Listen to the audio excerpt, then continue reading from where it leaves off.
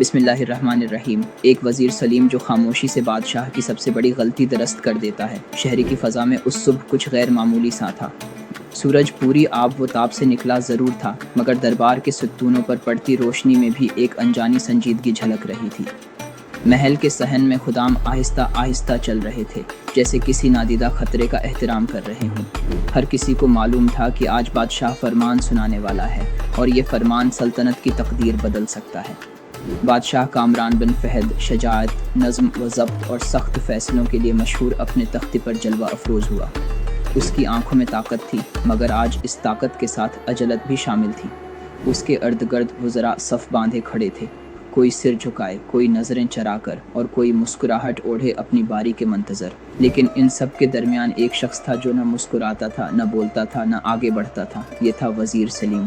وہی سلیم جس کی سادگی اکثر دربار کی چکا چوند میں گم ہو جاتی تھی، جس کے کپڑے نفیس ضرور تھے مگر نمائش سے پاک، جس کی آواز کم سنائی دیتی تھی مگر اس کی سوچ دور تک جاتی تھی۔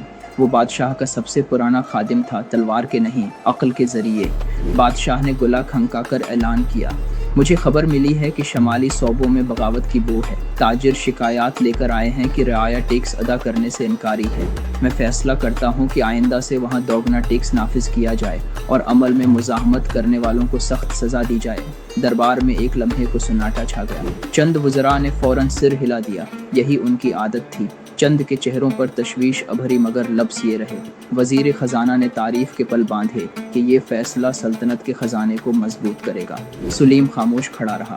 اس نے شمالی علاقوں کو دیکھا تھا، اس نے قحط کی لکیروں پہچانی تھیں، خشک کنووں کی چیخ سنی تھی، اور ٹیکس کے بوجھ تلے دبے کسانوں کی آنکھوں میں خوف پڑھا تھا۔ سلیم جانتا تھا کہ یہ فیصلہ بغاوت روکے گا نہیں، بڑھائے گا، مگر وہ جانتا یہ بھی تھا کہ بادشاہ کو اسی وقت ٹوکنا ضد کو دعوت دینا ہوگا۔ وہ خاموشی سے پیچھے ہٹا، جیسے کچھ سنا ہی نہ ہو، اور یہی خاموشی اس کہانی کی ابتدا تھی۔ رات کو محل کے باغ میں سلیم ٹہل رہا تھا۔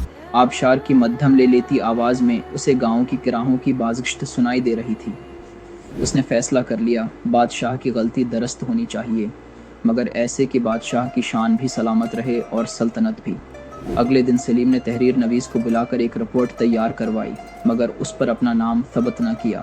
یہ رپورٹ شمالی صوبوں کی حقیقی حالت پر مبنی تھی، فصلوں کی ناکامی، تجارت کی رکاوٹیں اور وہ خفیہ وجہ جس کا علم کم لوگوں کو تھا، سرحدی محصول لینے والوں کی بدعنوانی۔ سلیم نے رپورٹ بادشاہ تک پہنچانے کے بجائے ایک اور راستہ چنا۔ اس نے شاہی منصف کو یہ کاغذ دیے اور درخواست کی کہ وہ انہیں تحقیقی نوٹس کے طور پر پیش کرے۔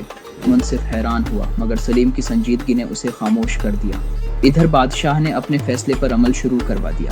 فوج روانہ ہوئی، ٹیکس نافذ ہوئے اور شور بلند ہونے لگا، مگر اسی شور میں ایک اور آواز ابھری، انصاف کی۔ چند ہفتوں میں شاہی منصف نے عدالت میں وہی تحریری نوٹس پیش کیے، ثبوت، گواہ اور حسابات سب بے داغ۔ الزام شمال کے عوام پر نہیں تھا، نظام کے چند لالچی پہیوں پر تھا۔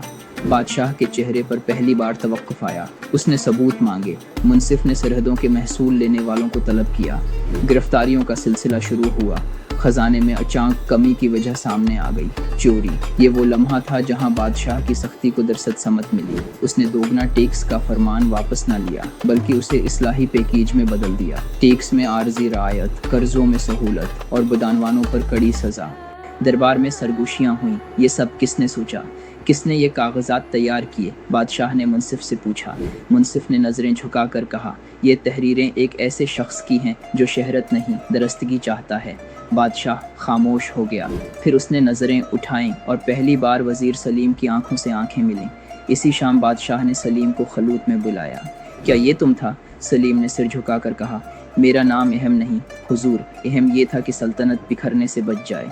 بادشاہ کی آواز سخت نہ رہی، تم نے مجھے برسر عام غلط ثابت کیوں نہ کیا؟ سلیم نے ٹھہر کر کہا، غلطی انسان سے ہوتی ہے حضور، مگر حکمران کی عزت سلامت رہے تو اصلاح قبول ہوتی ہے۔ میں چاہتا تھا کہ آپ کامیابی کے ساتھ درست فیصلہ کریں، نہ کہ پسپائی کے ساتھ۔ بادشاہ کی آنکھیں نم ہو گئیں۔ اس نے آہستہ کہا، آج تم نے مجھے صرف ایک غلطی سے نہیں، تکبر سے بھی بچا لیا۔ آنے والے برسوں میں شمالی صوبے خوشحال ہوئے، کسانوں کے کنویں بھرے، تجارت بحال ہوئی اور سلطنت مضبوط ہوئی۔ بادشاہ کامران کے فیصلوں میں شدت کم اور بصیرت زیادہ نظر آنے لگی۔ دربار میں بحث کی اجازت ملی، مگر سلیم کی خاموشی بدستور قائم رہی، ایک روشن خاموشی۔ لوگ کہتے تھے ہمیں ایک ایسا وزیر ملا جو بولے بغیر سلطنت کو بچا گیا، اور سلیم اکثر کہتا طاقت بولنے میں نہیں، وقت پر صحیح بات صحیح طریقے سے پہنچانے میں ہے۔ کبھی کبھار سب سے بڑی خدمت وہ نہیں ہوتی جو نعروں کے ساتھ کی جائے، بلکہ وہ ہوتی ہے جو خاموشی سے کی جائے، جہاں مقصد نہ کو جیتنا نہیں، انجام کو سنوارنا ہو، اور یہی ریاستوں کو بچاتا ہے، گھروں کو جوڑتا ہے اور انسان کو بڑا بناتا ہے۔